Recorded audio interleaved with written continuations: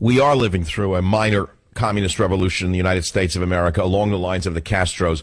Property has not yet been seized, but freedoms have been seized. I've told you that before. However, if Bernie Sanders, God forbid, or Hillary Clinton were to win, anything is liable to happen. Glenn on WABC, welcome to the program. What's on your mind? Hey, how can you be for Donald Trump but be against Bernie Sanders? I don't get the logic there. Wait, sir, how could I be for Donald Trump and against Bernie Sanders? Yeah. Because I'm against communism. Well, that's the question. Bernie Sanders has been a lifetime communist. How can I be against him? He's been a lifetime consistent person. That's what he's been. As for Trump, every year... Well, Hitler was a consistent person. What do you mean? That makes him good because he was a consistent communist? Why don't you compare... No, wait a minute. You just said that one of Sanders' qualities is that he's been consistent. He was a member of the Young Socialist League when he was a young, crazy Marxist, and he's still a young socialist revolutionary, a member of the Spartacus League. They stand for the seizure of private property, a crackdown on freedom of speech, a crackdown on freedom of assembly. They're fascists. Don't you understand that? What's the matter? Your talking points fell out of your hand? You don't understand a difference? Don't you understand a difference between freedom and slavery? Yeah, I do. Slavery is wage slavery, which is what's happening now, where the rich have all the money and people... get off. In other words, you don't have a good job, so you think anyone who has a better job is a rich person. Is that right? I have a good job, but I see people struggling all the time. I know people struggling all the time. And tell me when there was never any struggle in the world, and tell me where there is no struggle in the world. We as Americans are spoiled to begin with.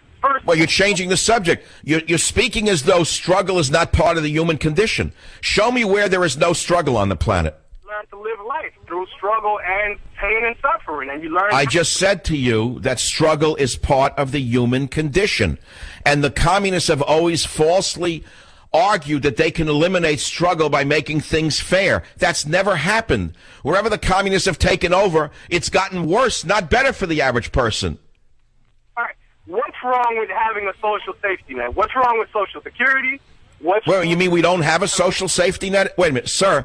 You're arguing in a vacuum. We have a social safety net.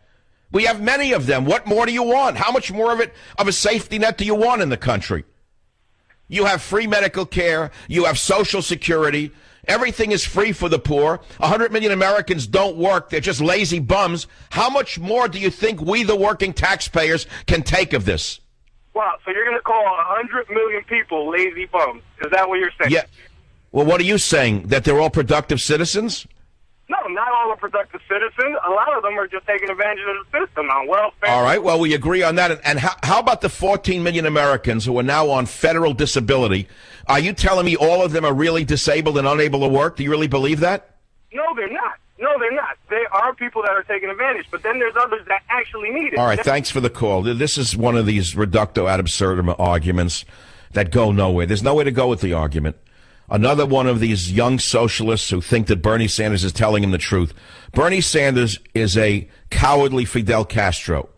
Bernie Sanders is worse than Fidel Castro because at least Fidel Castro was militant and a military man who was willing to put his body on the line and went into the mountains of the Sierra Maestra in order to fight his revolution. Bernie Sanders' revolution has always been fought first on a mimeograph machine and then on a fax machine, and then later on email. Bernie Sanders is a lifetime punk, coward leftist of the lowest order. I could smell this guy from 1,000 miles away. He's the worst thing America could ever have happen to them. And by the way, he has as much chance to become president as my dog Teddy does. In fact, I think if I ran Teddy as a write-in, he would attract more votes in the general election than Bernie Sanders.